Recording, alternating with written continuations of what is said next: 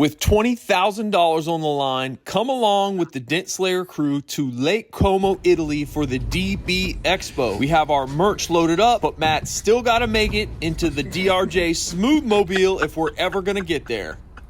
Come on, get in. The DB Expo is an automotive reconditioning trade show. This year, it's being held in Erba, Italy, just north of Milan near Lake Como. We have tools to sell. We bought $20,000 worth of tools from A1. We have merch to sell, shirts, hoodies, hats. Overall, our goal is to promote the Dent Slayer brand and build relationships. And financially, to sell enough stuff to hopefully pay for the tools and the trip. We're going to have to sell quite a bit to do that, so hopefully the technicians in Europe like our stuff and are willing to spend their money. But we will have to see what happens. Our tools were shipped over by A1 and will meet us at the Expo. Hopefully, because we could get there and the tools might not be there. Hopefully the tools will be there and we'll be ready, or we'll really be in a horrible situation. The first leg of our journey is from Jacksonville, Florida to Newark, New Jersey. The descent into Newark was bumpy. As we unloaded and walked onto the catwalk off the plane, we had to step over someone's vomit. Yikes! That was a first for us. Once we were in the airport, we searched for something good to eat and settled for this taco place called D Taco Joint, where Matt got tacos and I got a chicken bowl. The food was a solid 5 out of 10. After talking border policy for a few hours, we finally got on our flight to Milan. My first order of business was to watch the Bob Dylan movie, A Complete Unknown, which had really good reviews, and the stranger next to me highly recommended it. I really liked this movie. In fact, I loved it so much that I ended up watching it again on the flight home. And one of the coolest parts of flying into Milan is that we flew right over the Alps. Wow. We timed it perfectly and were treated to a beautiful sunrise viewing. Absolutely stunning. After the Alps, things got really green and soon we landed in Milan. At this point, we had been up for about 20 hours and were really starting to get delirious. Finally, we were in our European muscle car, the Opel Corsair, baby. We headed straight for our hotel for the first night to at least drop our bags before we explored the area. Besides sleep, the only thing on our mind was finding some food. We drove to Erba and found this highly rated pizza place where they barely spoke any English. The owner said that this was a margarita pizza and they gave us a fork and knife to eat it with, so we obliged so as to not offend anyone.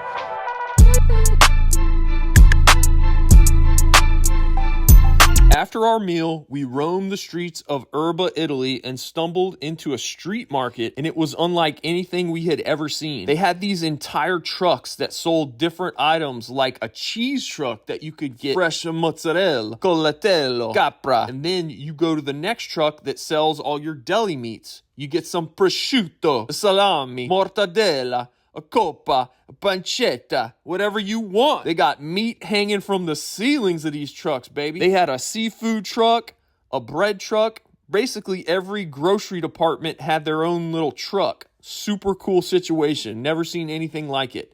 Then we moseyed on to the garment district of the market, which was both impressive and underwhelming at the same time. After the market, we found an old section of town that dated back to the 11th century.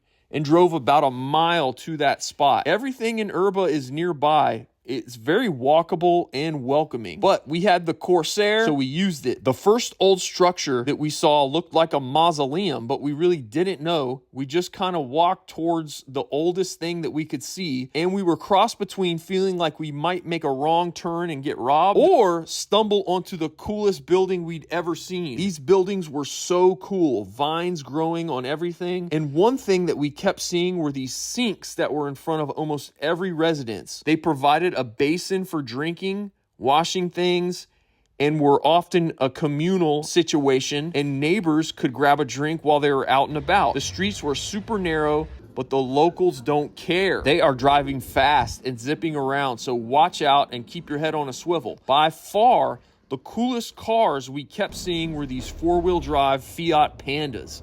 They were everywhere and they were awesome. We both decided that if we ever moved to Italy, We both have to be driving these pandas, baby. We kept enjoying the scenery and moseying around, finding all kinds of hidden treasures. We saw a ton of these pollarded plane trees. After getting lost in the historic district, Matt started hearing voices, namely the voice of a local hardware store calling to him to come and see the tools that local Italians use in their daily lives. Ricoio is where we ended up. Matt was like a kid in a foreign candy store, and I couldn't help but make fun of him. Some of the cooler things I saw was this huge variety of different sized putty knives, this impressive hammer selection. These two could definitely be modified and used for PDR. I also found these old steel green jerry cans. These angled paintbrushes were also something I had never seen before. After the hardware store, we got back into the Opel Corsair and drove 15 minutes to beautiful Lake Como. We happened to park right across the road from a skate shop, and we had to go in and see it. Matt made fast friends with the owner, who built a mini ramp inside the shop. We walked around the lakefront area for a few minutes, enjoyed the view before heading back to the hotel room. I got a solid 14 hours that night. Yes, sir. This is where I slept, and then that's where Matt slept. And this is the AC. The hotel was nice, nothing too fancy, but the best part of this place was definitely the breakfast. Unlimited cappuccinos. The food was hearty, and the view might have been the best one of the trip. A hot air balloon? Come on, this is amazing. But we can't sit here all day. We have to go set up for DB Expo. So a quick 5-minute drive, and we are at the venue ready to set up. The venue is called Ladio Fiera, and it was awesome. We went straight to the board and found our spot, C27, right here between Willie Quick and CarePoint. Okay, let's do it. Here's a look at what DB Expo looks like as everyone is setting up. At this point, it's still pretty empty, and exhibitors are still arriving and starting to set things up. You have all day Friday to set up and be ready to go Saturday morning for the attendees to walk through the doors. We found our spot, and boom, look what Danilo had waiting for us. Our tools shipped from Bolivar, Missouri, all the way to Erba, Italy. Thank you, God. We have tools to sell. We were pumped to see the tools and started to get the booth popping. First thing we did was put our table cover on, and Dent Slayer was officially in the house. One thing we didn't have was a blade, but thankfully we had the best neighbors, the Willie Quick boys, and they said, hey, what's mine is yours, and boom.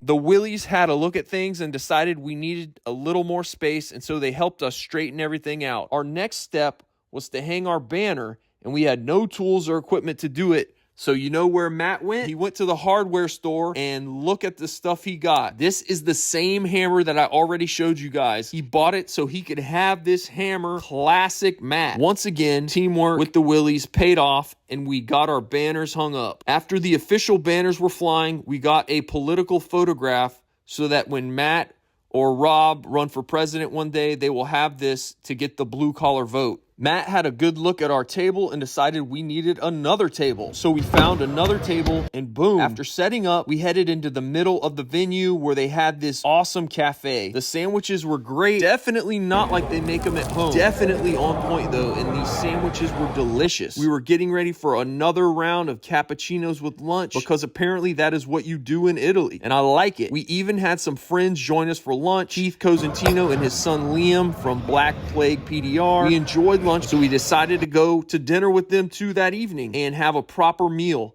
Keith found this place, and whoops, it was only 6:59 p.m. and restaurants in Erba don't open till 7. Finally, they opened the doors and let us in. Hang out later after I go pee. It's gonna be awesome.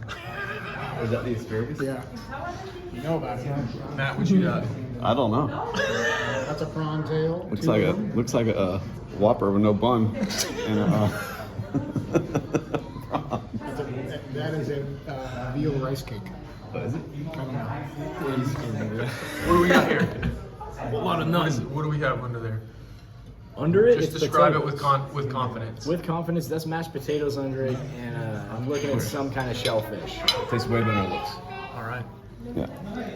The next morning, we started the day off. The best part of this hotel is that it is literally steps from the venue. And boom, Danilo had this big inflatable arch set up just for me and Matt's arrival. Thank you, Danilo. That made us feel really special. Here's what it looked like walking around on game day. And immediately, I was greeted with a friendly face from my brother Jonathan. Almost immediately, the booth was popping and tools were selling. Here's what our neighbors at the Willie Quick booth had going on.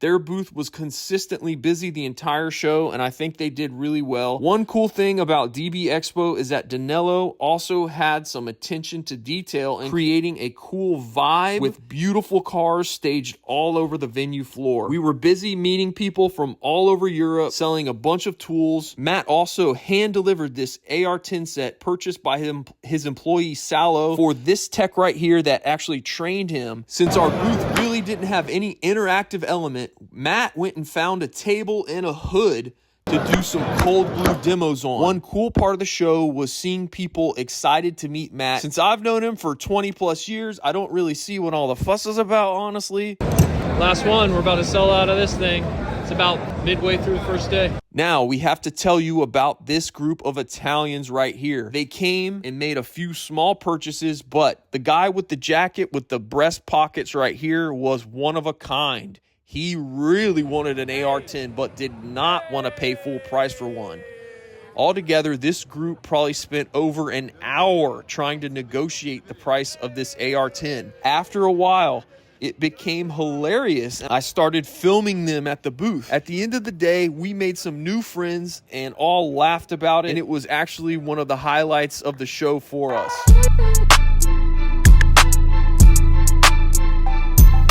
After being in the booth pretty much all day, Matt held down the fort and I ran over to get some footage of the PDR competition. The damage was definitely different than the Dent Olympics at MTE, but the quality of the competition was very high from what I saw. We shut the booth down, and for security purposes, we put the banner and this paper over our very valuable possessions. At the end of day one, Danilo hosted a dinner for all the exhibitors. It was pretty cool, and they did a great job translating things to English, and the vibes were high. We made the long trek across the street back to the Leonardo da Vinci Hotel. Total time in transit was a quick 13 seconds. Check out this old school key system. Tim's video is everything. Here is our view from the room. The venue is there on the left. Hills to the right. You really couldn't have asked for a better location. With day one over, we are on track to cover the expenses of the trip, but usually the second day is slower. We did sell out of a few tools, but there were a few tools like the Black Hive modular leverage set that were hard to explain with the language barrier, and we only sold a couple of those. As you can tell from the look of our faces, we just woke up on Sunday, the last day of the show. Breakfast was a bit more simple at the Leonardo da Vinci, and I stuck with some safe bets. The cappuccino was on point, but the meat and eggs were looking very suspicious, so we passed on those. Cold, wet. It's raining. Raining. Moist. Making the trek over to the show. The building's at least 12 steps away from our hotel building. Last day of the show. It's our hotel building. Yeah. And that's the trade building. Ready for the last day? Yep. I had 2 cups of cappuccino, so I'm feeling good. How about you? I had a cappuccino / espresso Okay. with a lot of milk. All right. Yeah. Jonathan. Hold on, hermano. How you feeling? Like you yesterday, I didn't sleep much, but I had good breakfast and I'm ready to go now. I'm molto buono today. Molto buono. What you got? Well, we are DV Tools, Danilo Tools. I'm getting this set right here. Okay. Never seen this, so especially for hail.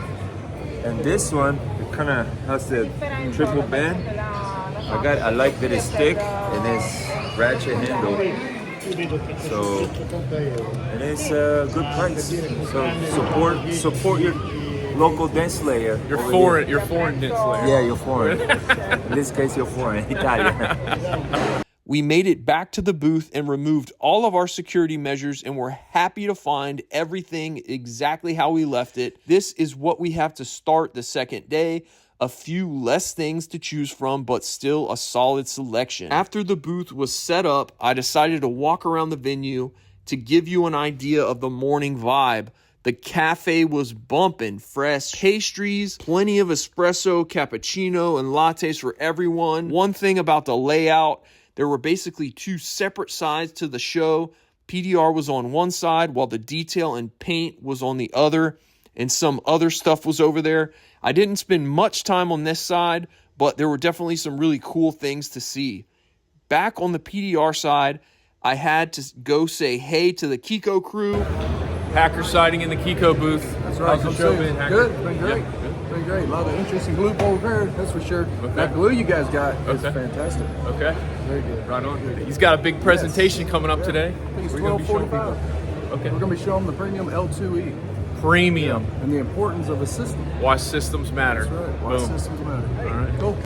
Good morning at all. I'm Danilo from Italy. I'm a manager of DB Expo in Italy. I hope to see you next year in Italy for new events. Boom. Thanks, man. I ran by the Anson booth to say hey and interrupted an important conversation. I figured I'd let adults talk and go find This is Liam. Liam Cosentino, Keith's son, in the Black Plague booth. Is this his first expo? Yes, sir. Okay. What do you think? This is the morning of day 2, so what did you think of day 1? Day 1 was pretty good. We didn't know what to expect coming out because this is our first show here in Europe. Usually we've got some great results from MTU. So we packed a little bit lighter, but yesterday I think we were pleasantly surprised with how steady business was coming.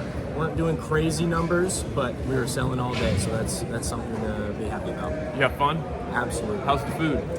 The food in Italy is amazing. Here's a look at what they had as far as tool offerings at the DB Expo. Next, I stopped by to say hey to the boys at Woodpecker Ltd. We're just talking about how it's the market here is a little bit different than the U.S. Things that sell, like at MTE, don't necessarily sell here, and then vice versa. So, yeah, what was the one thing you said we're selling at MTE? We're selling the BLE lights from BLE Tools in England, and we brought them over here for him. And he said when he went to the States there, the micro BLE light was the big seller. That's Yeah. sold out.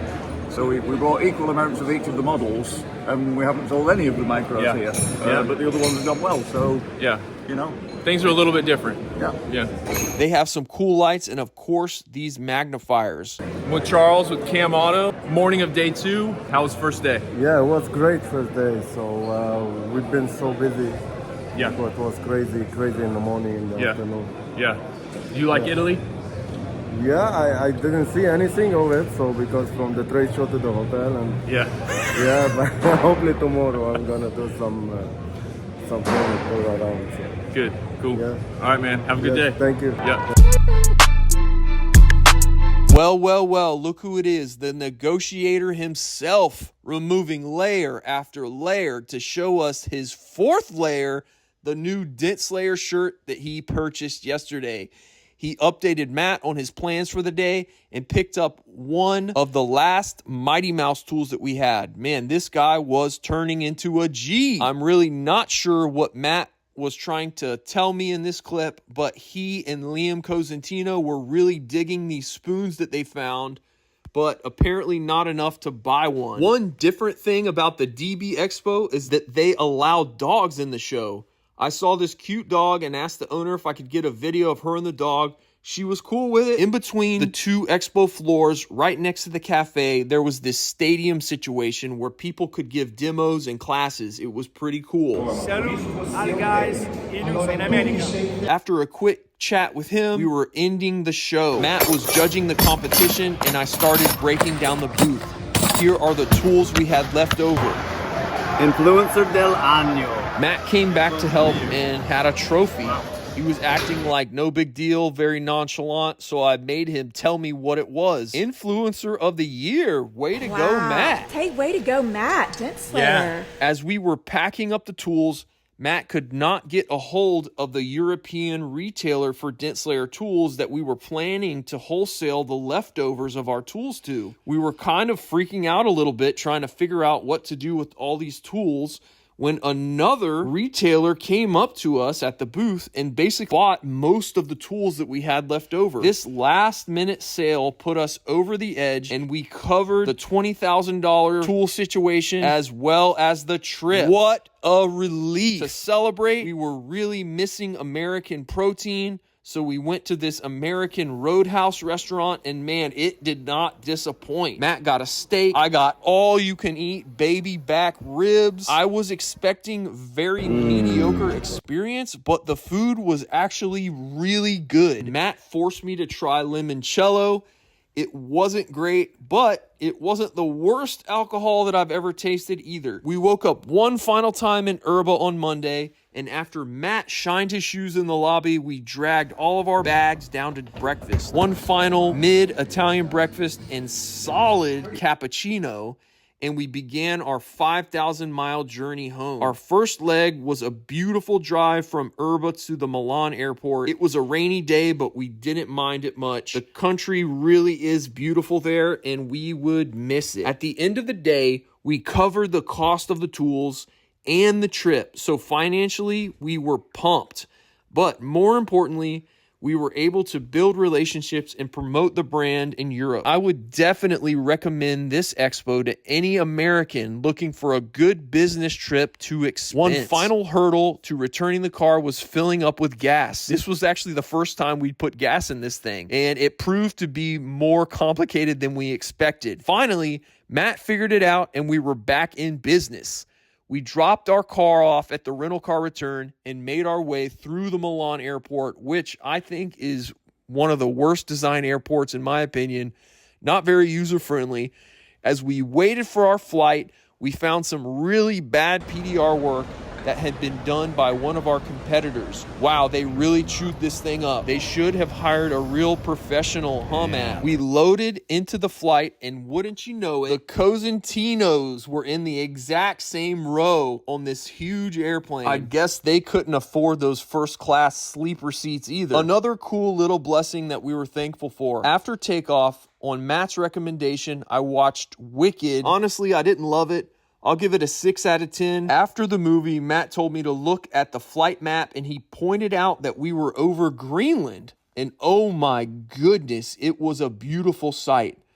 After a million hours of movies and being cramped, we finally landed in Chicago and headed through immigration. One final goodbye to Keith and Liam, and we were on the final leg of our journey, Chicago to Jax. Even though my car was parked at the airport, Matt's family insisted on meeting him at the airport to welcome him home. What up, Kelly? What up, Lincoln? Deacon? I grabbed my stuff and made it back to the 4Runner, and thank you, Lord, it started. Since it was too late for my family to be awake, my girlfriend Birdie met me at the door and welcomed me back. It was a good trip. Oh.